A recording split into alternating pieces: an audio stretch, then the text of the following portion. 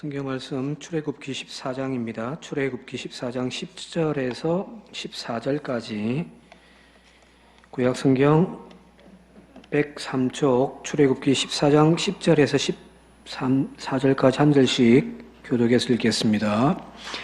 바로가 가까이 올 때에 이스라엘 자손이 눈을 들어 본즉 애굽 사람들이 자기들 뒤에 이른지라 이스라엘 자손이 심히 두려워하여 여호와께 부르짖고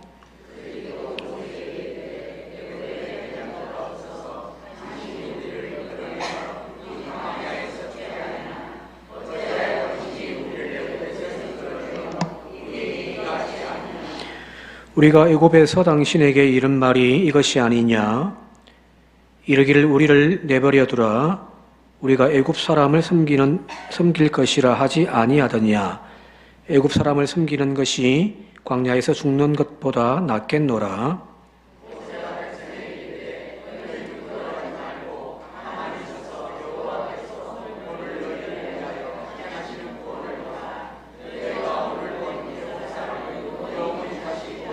함께 읽겠습니다.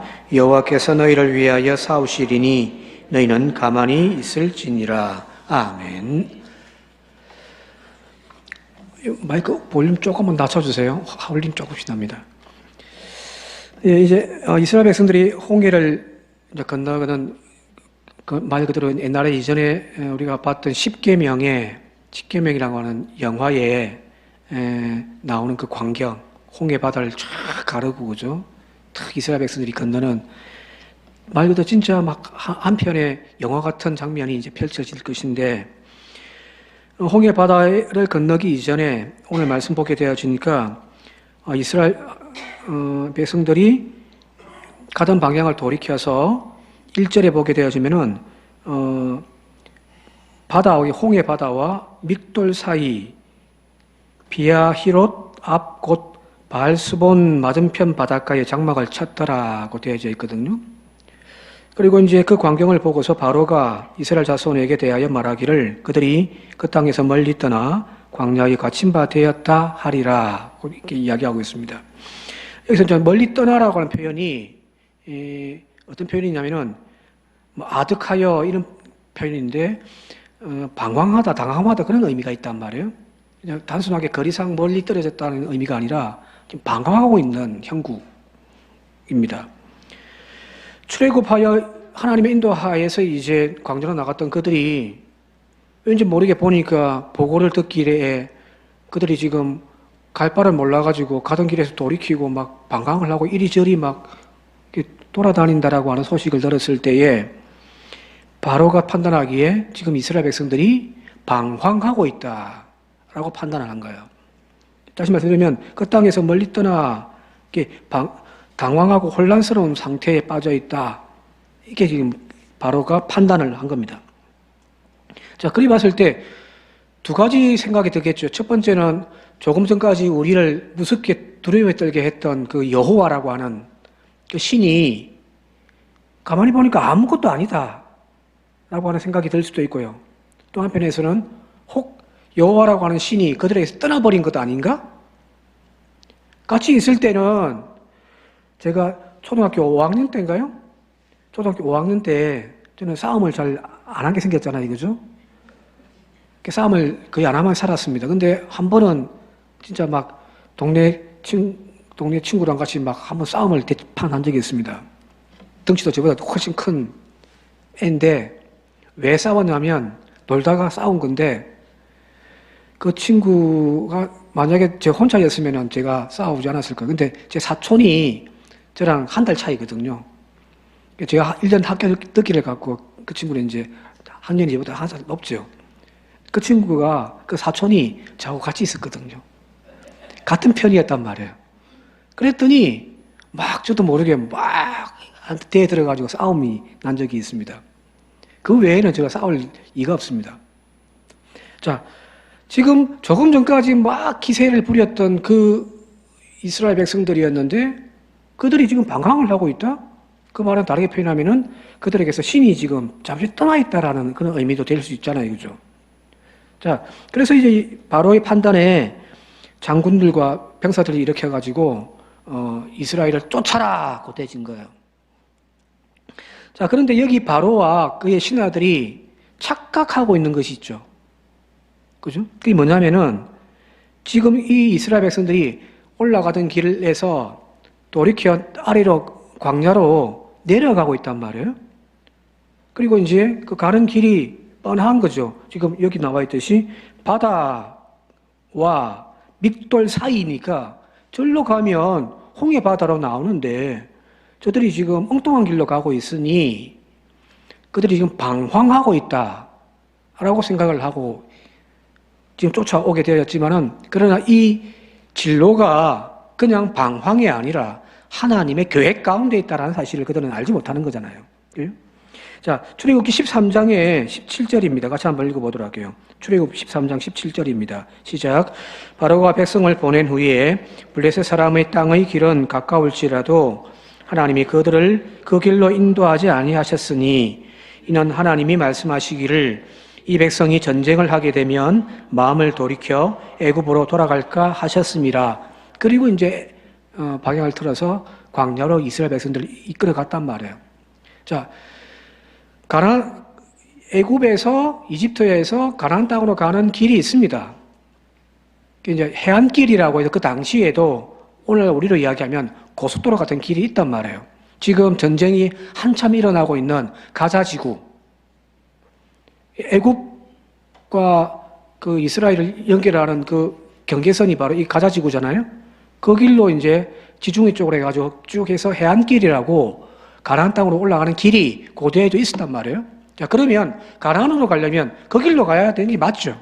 근데 그들이 지금 돌이켜서 홍해 바다 쪽으로 이렇게 내려가고 있으니 사람의 눈으로 볼 때에는 저들이 지금 방황하고 길을 잃어버렸다라고 판단을 한 것이고, 그런데 하나님은 이들이 지금 바로 올라가면 4일 만에 올라갈 수 있으니까 바로 올라가면 전혀 준비되지 않는 이스라엘 백성들이 그들과 맞닥뜨리면 전쟁이 일어날 것이 분명한데, 전쟁을 한 번도 해보지 않았던 노예 상태에서 지금 나온 그들이 준비도 안 된 상태에서 전쟁을 해버리면 그들이 마음이 돌이켜 애굽으로 돌아가려고 할 거니까 잠시 좀 돌리자라는 거예요. 근데 하나님의 그 계획을 알지 못하는 바로의 눈에는 그들이 방황하게 보이는 거죠. 오늘 우리도 마찬가지입니다. 우리도 살다 보니까 이런 착각을 할 때가 너무 많습니다. 방황의 시간, 내가 가야 할 목적지가 저 앞에 있는데, 그런데 지금 내가 가는 길이 우회하여 돌아가는 경우가 있단 말이에요.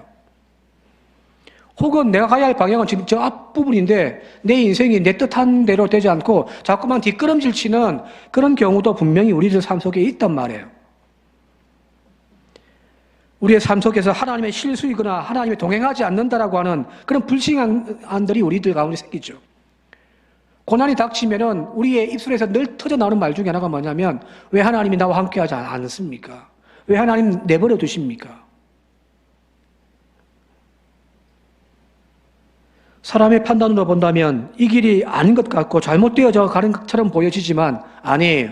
그 길이 하나님이 우리를 가장 좋은 길로 인도하시는 하나님의 길입니다. 믿음이 없으면, 하나님의 뜻을 이해하지 못하면 우리는 그 속에서 우리 스스로가 방황하지만 하나님에 대한 확실한 믿음을 가지고 있고, 내가 이 고난 속에서도 하나님께서 나를 의의 길로 인도해 가신다라고 하는 그 확신이 있다면 오늘 우리는 그 고난의 시간도 사실은 마이너스가 아니라 주님의 은혜의 시간이 되어짐을 믿습니다. 시편 23편에 여호와는 나의 목자시니 하면서 이야기하다가 3절에 내 영혼을 소생시키시고 자기 이름을 위하여 의의 길로 인도하시는도다. 전에도 말씀드렸습니다만 여기서 말하는 의의 길이란 바른 길이에요. 뭐 의로운 길 그런 뜻이 아니라 부정한 틀린 길이 아니라 바른 길. 몇 번 이야기했습니다만 광야에 가면은 수없이 많은 발자국들이 쫙 나 있습니다. 길이 나 있단 말이에요. 사람이 지나가면 길이니까. 우리 같은 산에 사람이 다니던 길도 사람이 안 다니면은 풀이 무성해져 가지고 길이 없어져 버리잖아요. 그죠? 여기는 풀이 안 자라니까 사람이 지나간 그 길은 그대로 길이 되어지는 거예요. 그러다 보니 수없이 많은 길들이 광야에 쭉 늘 펼쳐져 있습니다. 어디로 가야 될지를 모르는 거죠. 근데 목자는 늘 이야기했습니다만은 목자는 이 길을 지도를 그냥 머릿속에 꿰차고 있는 거죠. 이 길로 가면은 막다른 골목이 나온다. 이 길로 가면은 푸른 초장이 나올 거야. 알고 있기 때문에 양들을 이끌어 간단 말이에요. 여기서 말하는 자기 이름을 위하여 의의 길로 인도하시는도다. 하나님께서 우리에게 인도해 가시는 그 길이 바로 의로운 길이에요. 바른 길이에요. 생명의 길입니다. 목자의 그 이끌심대로 쫓아가지 않고 양들이 여기 길이 있으니 그냥 이 길로 가자 해버리면 죽는 거예요. 광야에서. 자, 4절에 내가 사망의 음침한 골짜기로 다닐지라도 해를 두려워하지 않을 것은 주께서 나와 함께 하심이라. 주의 지팡이와 막대기가 나를 안위하시나이다. 그죠? 목자가 이끌고 가는데 가다 보니까 웬걸 사막의 음침한 골짜기네요. 이제 실제로 이스라엘 땅에 가보면은 이렇게 협곡이 많아요. 협곡이 많아서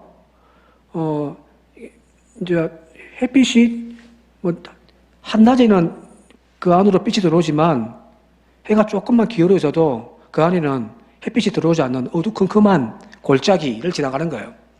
그걸 이제 사막의 음침한 골짜기라고 표현을 하는 거죠. 일로 가면 죽을 것 같은데? 그죠? 당장은 지금 사막의 음침한 골짜기를 지나가고 있으니까 두려움이 쌓이죠. 그럼에도 불구하고 목자를 따라서 또 믿고 나아가면 이 사망의 음침한 골짜기를 지나서 그 뒤에 분명히 푸른 초장과 쉴만한 물가가 있습니다. 과정에서 여러분들 불안해하지 않기를 바랍니다. 왜 이리로 돌아가지? 왜 방황하게 하지? 방황이 아니에요. 믿음이 없는 바로의 눈에 보여질 때는 거기 방황이고 당황스러운 상황이지만 앞서 이야기했듯이 하나님의 계획 가운데 우리를 가장 안전한 길로, 가장 맞는 길로 일로 올라가면 패배할 수 있으니 좀 돌아가자 라고 판단하시는 하나님의 계획 가운데 인도해 가시는 길이기 때문에 그 길이 바로 의의 길인 줄 믿습니다. 그러므로 신앙을 가진 우리는 끝까지 하나님을 신뢰합시다. 좀 가다가 막 불안하니까 자꾸 내 스스로가 핸들을 돌려버리는. 요즘에 자율주행차가 이제 등장하고 있잖아요. 그죠? 손 놓고 탁 있으면 지가 알아서 쫙 간단 말이에요. 아직 불안전하지만. 그러나 하나님이 운전해 가신다라고 한다면 내 인생을 손 놓고 갈 때에 뭔가 좀 이상하게 가는 것처럼 보여질지라도 그래서 급하게 막 핸들을 붙잡고 막 내 마음대로 틀려고 하지 말고 그냥 한번 끝까지 믿어봅시다. 예? 제 차가 똥차이기는 한데 그 옵션에 뭐가 들어가 있냐면은 자율로 이렇게 주차하게끔 되어 있는 기능이 들어가 있거든요. 쓸데없는 게 들어가 있습니다. 제가 봤을 때. 한 번도 해본 적이 없습니다. 한번 해보려고 그냥 차에 딱 앉아있고 핸들 손 놓고 있으면 이제 지가 알아서 이렇게 해가지고 들어가게끔 만들어졌다고는 해요. 근데 한번 해봤거든요. 하는데 막 부딪힐 것 같고 부딪히면 뭐 상관없는데 남의 차 또 소리 피면 안 되니까 계속 브레이크를 밟고 혼자서 막 그게 안 되겠더라고요. 그래서 아예 그 기능을 제가 쓰지를 않습니다. 늘 우리는 불안하죠. 그죠? 근데 자동차 프로그램이 완전하게 되어진 것이 아니라고 한다면 우리가 믿을 수는 없겠지만은 적어도 내 인생을 이끌어 가시는 하나님이시라면 우리가 한번 하나님께 완전히 한번 내어맡길 필요가 있지 않겠습니까? 비록 돌아간다 할지라도 사막의 음침한 골짜기로 나를 이끌어 가신다 할지라도 믿고 한 걸음 한 걸음 나아가면 시편의 고백처럼 푸른 초장과 쉴만한 물가에서 우리에게 안위하게 하시는 주님의 은혜가 있음을 믿습니다. 자, 계속해서 나아가도록 할게요. 근데 지금 이스라엘 백성들은 지금 그 가운데 불안에 떨고 있거든요. 10절 말씀 같이 한번 읽어볼게요. 오늘 본문 말씀 10절입니다. 시작. 바로가 가까이 올 때에 이스라엘 자손이 눈을 들어 본즉 애굽 사람들이 자기들 뒤에 이른지라 이스라엘 자손이 심히 두려워하여 여호와께 부르짖고, 두려운 거야 하시는 거죠. 앞에는 홍해 바다가 딱 막혀 있죠. 뒤에는 지금 애굽 군대가 막 쳐들어오고 있으니 진퇴양난 어떻게 할 수가 없습니다. 두려움이 나쁜 건 아니죠. 그죠? 그런데 이 두려움 속에서 우리가 해야 할 일이 뭐냐는 거예요. 진정한 믿음이란 잘 되고 형통할 때에 누구나가 다 하나님, 하나님, 나의 하나님이라고 다 고백합니다. 잘 될 때에는 누구나 다 이렇게 이야기하죠. 그런데 진정한 신앙, 참 신앙의 유대함이란 고난과 역경 속에서 앞이 보이지 않는 그 현실 속에서 하나님을 진짜 신뢰하는 그 믿음, 그게 오늘 우리가 가져야 할 믿음이 아닌가 싶습니다. 자, 그들이 지금 불안해합니다. 근데 그 불안 속에서 하나님께 나 자신을 던지면 그게 믿음이고요. 그 불안 속에서 원망하고 불평하면 그게 불신앙이 되어져 버리는 거죠. 그죠? 자, 11절 계속 읽어볼게요. 11절 세 번역으로 같이 한번 읽어볼게요. 시작. 그들은 모세를 원망하며 말하였다. 이집트에는 몇 자리가 없어서 우리를 이 광야에다 끌어내어 죽이려는 것입니까? 우리를 이집트에서 끌어내어 여기서 이런 일을 당하게 하다니 왜 우리를 이렇게 만드십니까? 라고 이야기합니다. 여기서 이제 그들은 원망을 해버린, 원망 자체가 이미 불신앙이라는 거거든요. 자, 그런데 여기 보면은 13장과 14장을 보게 되어지면 출애굽에 나올 때에 모세가 자기의 조상이었던 요셉의 해골을 가지고 나오는 이야기가 등장합니다. 거기 13장 19절인데 제가 읽어드릴게요. 모세가 요셉의 유골을 가졌으니 이런 요셉이 이스라엘 자손으로 단단히 맹세하게 하여 이르기를 하나님이 반드시 너희를 찾아오시리니 너희는 내 유골을 거기서 가지고 나가라 하였더라. 그 한 400 몇십 년 전에 그 유언을 지금 모세가 그대로 실현시켜 가는 거죠. 그죠? 아마 이제 여기는 건조해서 금방 이렇게 뭐 상하진 않으니까 유골은 남았던 모양이에요. 그걸 추려가지고 이제 가지고 나가는 거죠. 요셉은 여기에서 총리 대신을 지내면서 부귀영화를 누렸지만은 그러나 그는 내가 머물 곳은 이곳이 아니라 하나님의 안식의 자리, 내 조상에게 약속하셨던 그 가나안 땅이 내가 누일 자리이다라고 그런 판단을 했던 거예요. 그죠? 그래서 내가 비록 죽었을지라도 유골이라도 가지고 가달라 유언을 남겼단 말이에요. 그런데 오늘 여기 보면은 이스라엘 백성들은 뭐라고 이야기하냐면은 다시 한 번 더 11절과 12절 읽어볼게요. 다시 한번 읽어볼게요. 시작. 그들은 모세를 원망하며 말하였다. 이집트에는 몇 자리가 없어서 우리를 이 광야에다가 끌어내어 죽이려는 것입니까? 우리를 이집트에서 끌어내어 여기에서 이런 일을 당하게 하다니 왜 우리를 이렇게 만드십니까? 이집트에 있을 때에 우리가 이미 당신에게 말하지 않았습니까? 광야에 나가서 죽는 것보다 이집트 사람을 섬기는 것이 더 나으니 우리가 이집트 사람을 섬기게 그대로 내버려 두라고 하지 않았습니까? 라는 거예요. 광야 가서 죽을 바에 그냥 이집트에서 종살이 하다 죽을래요. 그게 더 낫다라는 거잖아요. 그죠? 자, 보세요. 조상 요셉의 유언과 지금 이스라엘 백성들의 이야기가 완전 정반대죠. 부귀영화를 누리면서 여기서 모든 것 누리며 살고 있지만 나는 이 영화보다 내 고향, 내 아버지의 집으로 가고 싶다. 그게 요셉이었는데 지금 이 이스라엘 백성들은 내가 여기서 노예 생활할지라도 광야에서 나가 죽는 것보다 나는 여기 이집트 사람들을 섬기며 살고 싶다. 그거잖아요. 진정 나은 삶이 뭔가요? 진짜 나은 삶이 뭐냔 말이에요. 축사에서 살찌우기 위해서 배불리 먹여주면서 아무 일도 안 시키고 때만 되면 꾸벅꾸벅 먹여주는 돼지가 낫습니까? 아니면은 매일매일 위험 속에서 위험에 도사리고 있는 그 자연 속에서 그냥 자유롭게 뛰놀며 사는 야생의 동물이 더 낫습니까? 뭐가 더 낫습니까? 때가 되면 먹여주죠. 뭐 아무것도 안 해요. 그냥 빈둥빈둥 누자고. 그러나 때가 되면 죽임을 당하는 그 축사의 돼지보다는 야생에서 위험이 도사리고 있지만 먹을 것을 찾아서 고생고생하며 살지만 그럼에도 그 속에서 자유를 누리는 그 야생의 동물의 삶이 더 나은 것 아닌가요? 그죠? 그죠? 오늘 하나님께서 지금 우리에게 이스라엘 백성뿐만 아니라 오늘 우리에게 던져주는 과제가 바로 이 부분이라고 저는 생각합니다. 홍해 바다를 건너을 통해서 옛 사람을 벗어버리라는 거예요. 세례란 그거잖아요. 뭐 이번 수요일 날도 마태복음 말씀 함께 나누는데 예수님의 세례에 대한 이야기거든요.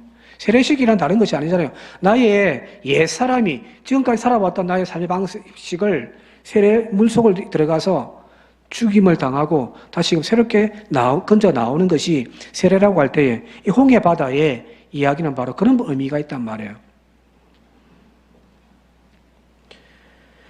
오늘 우리의 삶이 바로 과거 지향적이지 않길 바랍니다. 애굽으로 조금만 힘들면 다시 믿음 생활 다 던져버리고 옛날이 좋았는데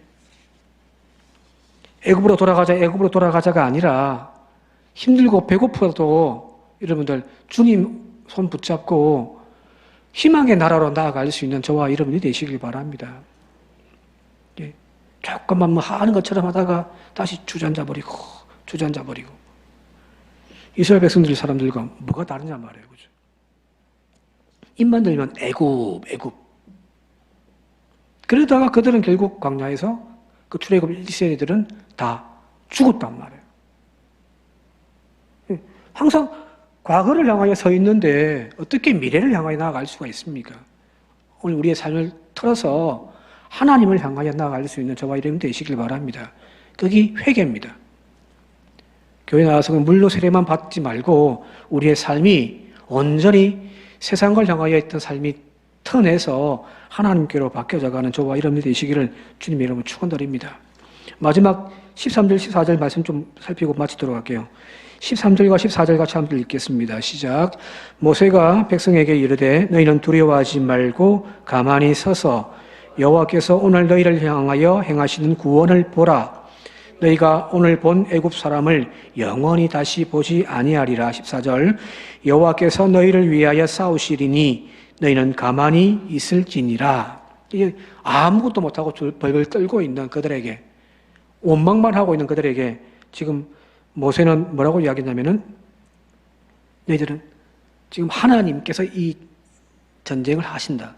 너희들은 가만히 있어서 하나님이 오늘 우리를 위하여 행하시는 구원을 보기만 하라는 겁니다.